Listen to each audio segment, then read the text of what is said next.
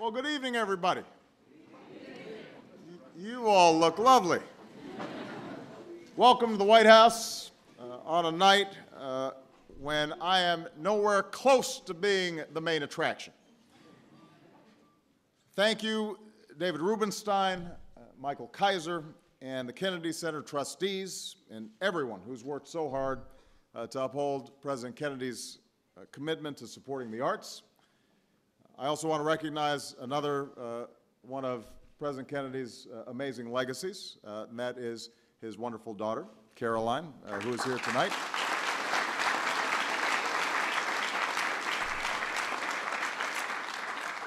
None of this would be possible without the co-chairs of the President's Committee on the Arts and the Humanities, George Stevens. Where's George? Here he is. And his son, Michael. Where did Michael go? There he is, who have produced the Kennedy Center Honors.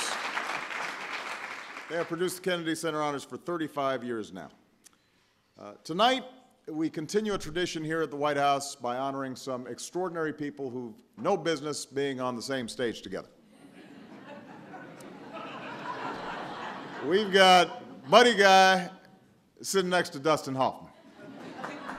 We've got Dave Letterman alongside one of the greatest ballerinas of all time. I don't think Dave dances. All three living members of Led Zeppelin in one place.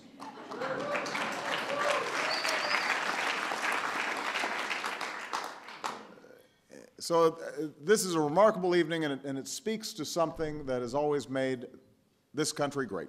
The idea that here in America, more than any other place on earth, we are free to follow our own passions, explore our own gifts, wherever they may lead us, and people from all around the world come here to make sure that they too can provide us the incredible gifts that they have. Tonight's honorees didn't just take up their crafts to make a living. They did it because they couldn't imagine living any other way. And that passion took each of them from humble beginnings to the pinnacle of their profession. And tonight, in the People's House, we have a chance to say thank you. And growing up as the son of a sharecropper in Louisiana, Buddy Guy made his first guitar out of wires from a window screen. That worked until his parents started wondering how all the mosquitoes were getting in. But Buddy was hooked, and a few years later, he bought a one-way ticket to Chicago to find his heroes, Muddy Waters and Howlin' Wolf. And pretty soon, he was broke, hungry, and ready to head home. And then one night outside a blues club, a man pulled up and handed Buddy a salami sandwich and said, "I'm Mud, and you ain't going nowhere."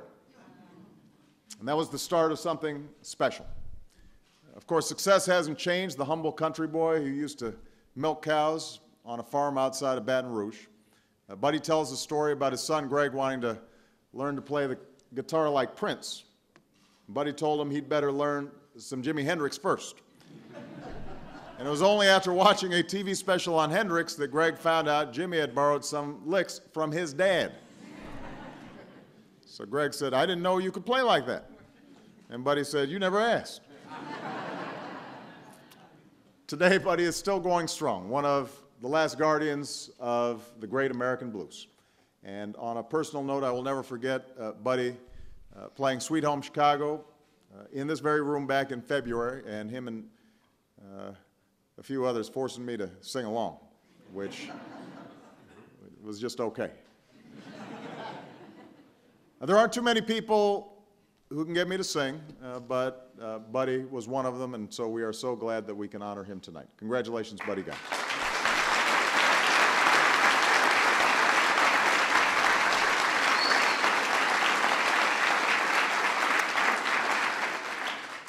When The Graduate was originally written, the main character was supposed to be Robert Redford, a tall, blonde track star. And when Dustin Hoffman auditioned for the part, a crew member handed him a subway token on his way out saying, "Here, kid, you're going to need this."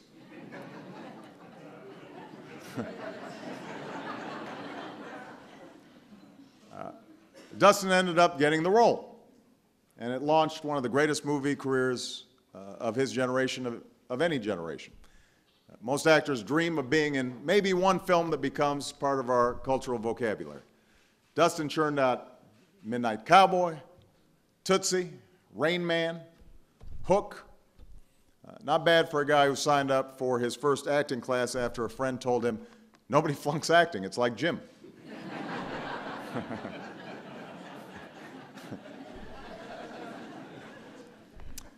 Still, I imagine one secret to his success is his inability to see himself as anything but an underdog.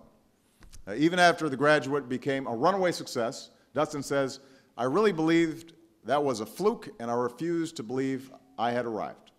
And in a way, I've been hanging on by my fingertips for the entire ride." Well, Dustin, you'll be glad to know that this award was not supposed to go to Robert Redford. He's already got one. So tonight we honor Dustin Hoffman, an actor who's finally arrived. He's made it. He's made it.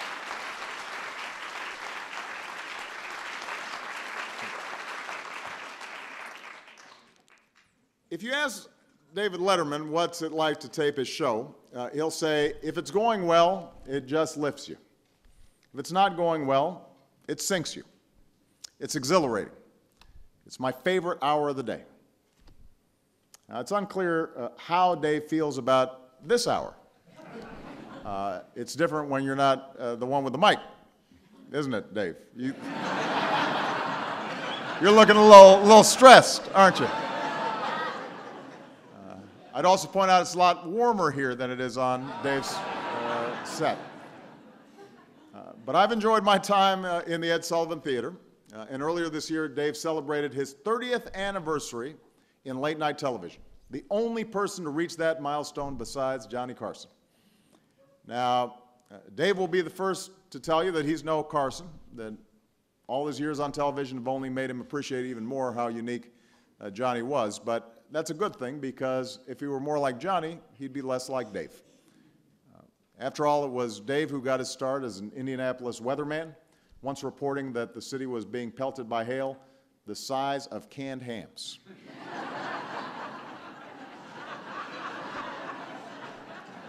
It's one of the highlights of his career.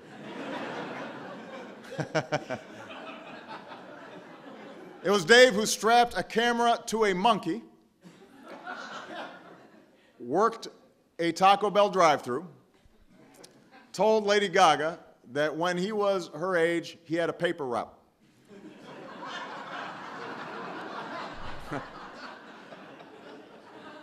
It was Dave who came back on the air less than a week after 9/11 to show the world that New York was still standing. So tonight,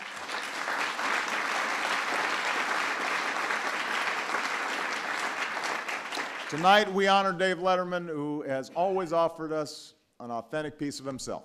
Sometimes cranky, often self-deprecating, always funny.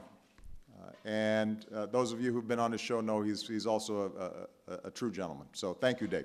Thank you. Congratulations.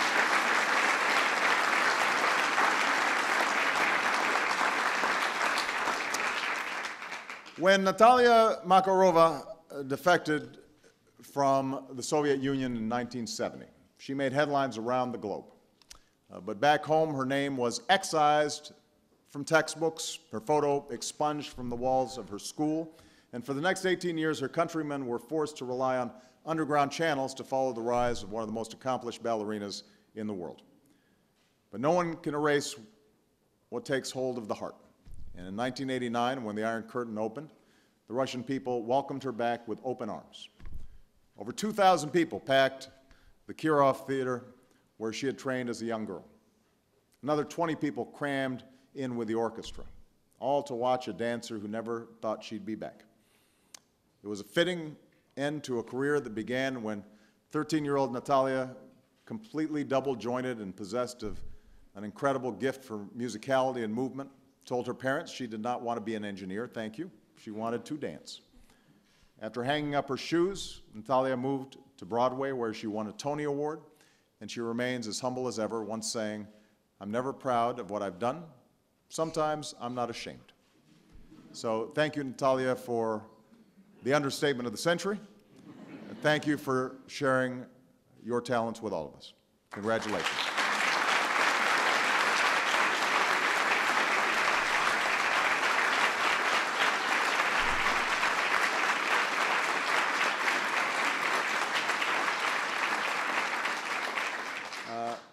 I worked with the speechwriters. There's no smooth transition from ballet to Led Zeppelin.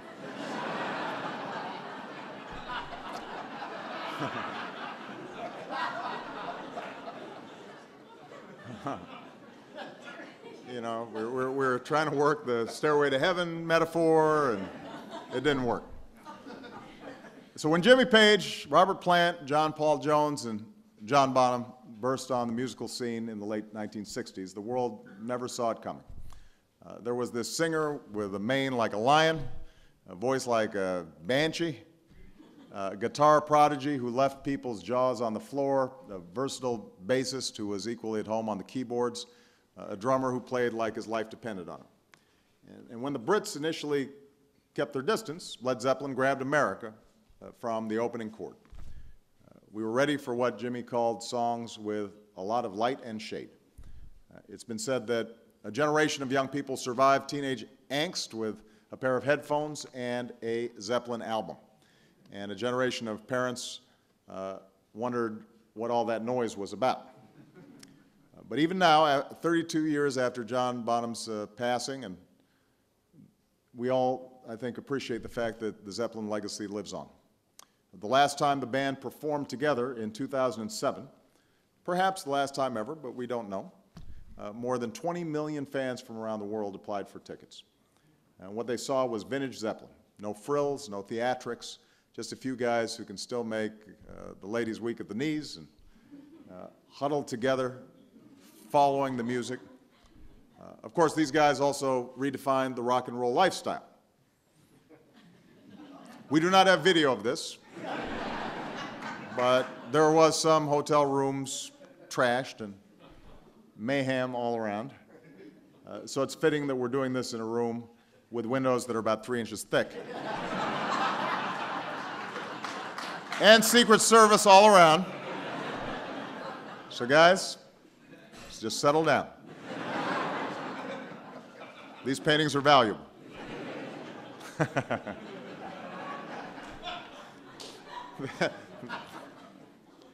They look very calm now, though, don't they? It is a tribute to you guys. And tonight, we honor Led Zeppelin for making us all feel young and for showing us that some guys who are, not completely youthful can still rock. So we've got Buddy Guy, we've got Dustin Hoffman, we've got David Letterman, Natalia Makarova, Led Zeppelin. There you go.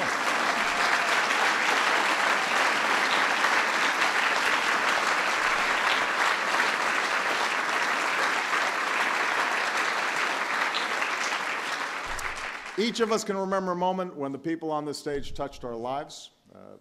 Maybe they didn't lead us to become performers ourselves, but maybe they inspired us to see things in a new way, to hear things differently, to discover something within us, or to appreciate how much beauty there is in the world. It's that unique power that makes the arts so important. We may not always think about the importance of music or dance or laughter to the life of this nation, but who would want to imagine America without it? And that's why we celebrate artists like the ones here tonight. And that's why, in the season of joy and Thanksgiving, they have earned our deepest appreciation. So, congratulations again to tonight's honorees. Thank you all very much, and I look forward to a spectacular evening. Thank you.